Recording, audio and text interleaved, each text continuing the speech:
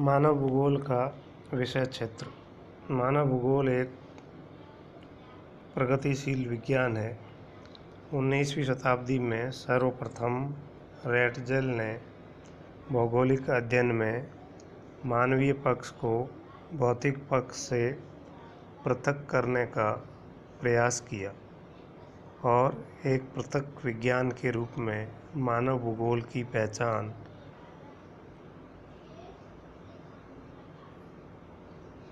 स्थापित हुई। इसके पूर्व मानव और उससे संबंधित विभिन्न पक्षों का अध्ययन सामान्य भूगोल के अंतर्गत किया जाता था। जर्मन भूगोलवेत्ताओं के द्वारा भौतिक भूगोल पर या सामान्य भूगोल पर अधिक बल दिया जाता था। मानव भूगोल का एक स्वतंत्र विज्ञान के रूप में विकास 20वीं शताब्दी में फ्रांसीसी भूगोलवेत्ताओं के द्वारा संभव हुआ। उन्होंने इसके अंतर्गत मानव और मानवीय तथ्यों के अध्ययन को प्रमुखता प्रदान की। इसी के साथ अमेरिकन व ब्रिटेन भूगोलवेत्ताओं ने भी मानवीय पक्ष पर बल दिया और एक नई शाखा के रूप में मानव भूगोल का विकास हुआ। इस विषय के अंतर्गत मानव और उससे संबंधित सभी क्रियाकलापों को सम्मिलित किया जाता है, किंतु अलग अलग विद्वानों ने मानव भूगोल के विषय क्षेत्र को अलग अलग रूप में परिभाषित किया है। सबसे प्रमुख स्थान फ्रांसीसी भूगोलवेत्ताओं में वाइडल डी ला ब्लास का मत है, जिन्होंने सबसे पहले मानव भूगोल का विषय वस्तु के रूप में उल्लेख किया। उन्होंने अपनी पुस्तक प्रिंसिपल डी जियोग्राफिया ह्यूमेनिया नामक पुस्तक में मानव भूगोल के विषय वस्तु को 3 वर्गों में विभाजित किया। पहला जनसंख्या, दूसरा सांस्कृतिक तत्व और तीसरा यातायात के साधन। इसके अलावा प्रजातियों का निर्माण, आविष्कारों के प्रकार, जीवन के प्रकार, मानव सभ्यता और नगरों का अध्ययन सम्मिलित किया। इसके बाद जीन ब्रुन्स नामक भूगोलवेत्ता ने अपनी पुस्तक ह्यूमन ज्योग्राफी में मानव भूगोल के तथ्यों की विस्तृत विवेचना की। उन्होंने इस विषय वस्तु को 2 भागों में विभाजित किया। पहला सभ्यता का विकास और उससे संबंधित विभिन्न तथ्य, और दूसरा यथार्थवादी वर्गीकरण। सभ्यता के विकास के आधार पर जो विषय वस्तु बनाई उसको उन्होंने 4 भागों में या 4 वर्गों में विभाजित किया। ये वर्ग मानव से संबंधित 4 क्षेत्रों को प्रदर्शित करते हैं। पहला अनिवार्य आवश्यकता का भूगोल। इसके अंतर्गत मानव की मूलभूत आवश्यकताओं को प्रस्तुत किया गया है, जिसमें भोजन, वस्त्र और आवास सम्मिलित है। दूसरा भूशोषण का भूगोल।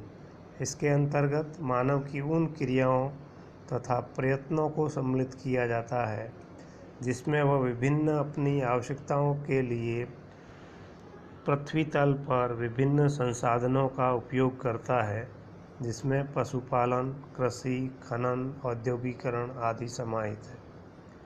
तीसरा सामाजिक भूगोल। ब्रुन्स के अनुसार मानव के विभिन्न सामाजिक पक्षों के भौगोलिक अध्ययन को भी मानव भूगोल में सम्मिलित किया जाता है, जिसमें मानव की अंतर्निर्भरता, सहकारिता, श्रम विभाजन, नागरिक व्यवस्था आदि के विभिन्न पक्ष सम्मिलित है। चौथा राजनैतिक तथा ऐतिहासिक भूगोल। इसके अंतर्गत उन्होंने मानव की विभिन्न उच्च आवश्यकताएं जिसमें राजनीतिक या प्रशासकीय तथा ऐतिहासिक घटनाओं से संबंधित भौगोलिक तथ्यों का विवेचना की जाती है। दूसरा वर्गीकरण, जिसे उसने यथार्थवादी वर्गीकरण कहा है, इसके अंतर्गत उन्होंने इसको 3 भागों में विभाजित किया है। पहला, मिट्टी के अनुत्पादक व्यवसाय संबंधी तथ्य जिसमें मानव आवास व सड़कों के लिए प्रयुक्त होने वाली भूमि, जिसमें भूमि का उत्पादन में सक्रिय उपयोग नहीं होता, इसी कारण इसे वह अनुत्पादक व्यवसाय कहता है। दूसरा, पौधों और पशुओं पर विजय संबंधी तथ्य, इस वर्ग में पशुपालन और कृषि की विभिन्न क्रियाकलापों को सम्मिलित किया जाता है। तीसरा, विनाशकारी अर्थव्यवस्था संबंधी तथ्य या फैक्ट्स ऑफ डिस्ट्रक्टिव इकोनॉमी, इस वर्ग के 2 आवश्यक तथ्य है: खनिज संपदा का शोषण और पौधों तथा पशुओं का उपयोग करना या उनका आवश्यकता से अधिक उपयोग करना, जिसे उन्होंने विनाश के रूप में प्रस्तुत किया है या उसने आर्थिक लूट की संज्ञा दी है। तीसरे मानव भूगोलवेत्ता हुए, जिनका नाम एल्सवर्थ हंटिंगटन था। उनके अनुसार मानव भूगोल के तथ्यों को 3 प्रमुख श्रेणियों में विभाजित किया जाता है। सबसे पहली जो श्रेणी है वह भौतिक दशाओं को प्रदर्शित करती है, जिसके अंदर भोजन, वस्त्र, आश्रम या आवास, औजार और यातायात के साधन। दूसरा, मानव की आवश्यकताओं के लिए जीविकोपार्जन या प्रमुख व्यवसाय, जिसके अंतर्गत आखेट, मत्स्य पालन, पशुचारण, कृषि, वन उद्योग, खनन, विनिर्माण उद्योग और वाणिज्य सम्मिलित है। चौथा, कार्यकुशलता, एफिशिएंसी, जिसमें स्वास्थ्य, सांस्कृतिक प्रेरणा और मनोरंजन सम्मिलित है।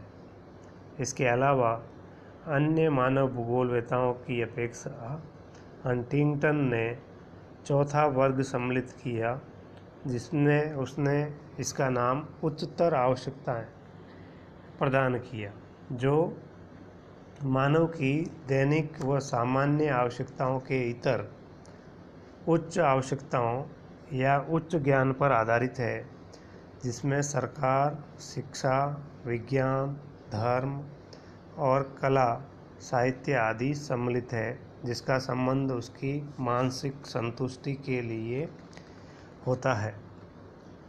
चौथे जो मानव विज्ञानी है फ्रिंच और ट्रिवार्सा, उनके अनुसार मानव भूगोल की विषय वस्तु में 3 प्रमुख वर्ग सम्मिलित है, जिसमें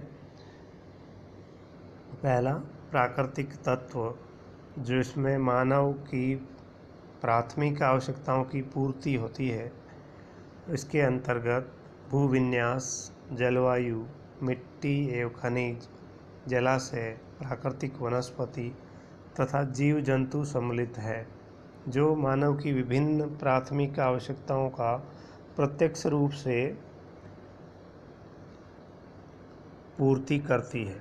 दूसरा, जनसंख्या, जिसमें वितरण, घनत्व, प्रवास, गांव व नगरीय अनुपात आदि के तथ्य सम्मिलित है। तीसरा, सांस्कृतिक तत्व, अधिवास, कृषि, विनिर्माण उद्योग, व्यापार, परिवहन आदि के तथ्य मानव भूगोल की विषय वस्तु में सम्मिलित किए जाते हैं। इस प्रकार फ्रांसीसी और अमेरिकन भूगोलवेत्ताओं ने मानव भूगोल की विषय वस्तु में विभिन्न तथ्यों को सम्मिलित किया, जो प्रत्यक्ष या अप्रत्यक्ष रूप से मानव के विभिन्न क्रियाकलापों को प्रदर्शित करते हैं। चूँकि मानव भूगोल का संबंध मानव के से ही है, इसलिए मानव के द्वारा किए जाने वाले विभिन्न क्रियाकलाप ही उसकी विषय वस्तु में सम्मिलित होते हैं, यानी कि मानव ही मानव भूगोल की विषय वस्तु का कर्ता धर्ता है। उसकी विभिन्न क्रियाकलाप या संपूर्ण क्रियाकलाप मानव भूगोल की विषय वस्तु में सम्मिलित है। इस प्रकार हम कह सकते हैं कि मानव भूगोल के क्षेत्र के सीमांकन संबंधी विवेचन में विभिन्न भूगोलविदों ने भिन्न भिन्न दृष्टिकोण से इसके तथ्यों का सीमांकन करने का प्रयास किया है, जिसमें हंटिंगटन द्वारा सबसे अधिक विस्तृत रूप से उसके विषय वस्तु को प्रदर्शित किया है या उल्लेखित किया है। मानव भूगोल के अंतर्गत मानव और पर्यावरण तथा उसकी अंतर्क्रिया से उत्पन्न सभी तथ्यों या मानव प्रतिक्रियाओं को समाहित किया जाता है। इस प्रकार मुख्य रूप से मानव भूगोल के अंतर्गत मानव को प्रभावित करने वाली पर्यावरणीय दशाएं, मानव या जनसंख्या और मानव प्रतिक्रियाएं जो उस पर्यावरण के साथ में विभिन्न प्रतिक्रियाओं के द्वारा उत्पन्न विभिन्न सांस्कृतिक भूदृश्यों का उत्पन्न होना मानव भूगोल की विषय वस्तु के अंतर्गत सम्मिलित होता है। मानव प्रतिक्रियाओं को 3 भागों में बांट सकते हैं: प्राथमिक आवश्यकताएं, प्रमुख व्यवसाय और उच्चतर आवश्यकताएं, जो मानव की विज्ञान व तकनीक के विकास के साथ साथ में विकसित होती है और मानव के अधिकतम कल्याण को प्रदर्शित करती है। इसी रूप में सामान्यतः मानव भूगोल के अंतर्गत हम निम्न तथ्यों को सम्मिलित कर सकते हैं। पहला, संकल्पना एवं प्रकृति। मानव भूगोल के अंतर्गत मानव के विकास से संबंधित विभिन्न संकल्पनाओं का विकास या दृष्टिकोण, मानव पर्यावरण संबंध और उसके अध्ययन के उपागम, जो इस विषय से संबंधित दृष्टि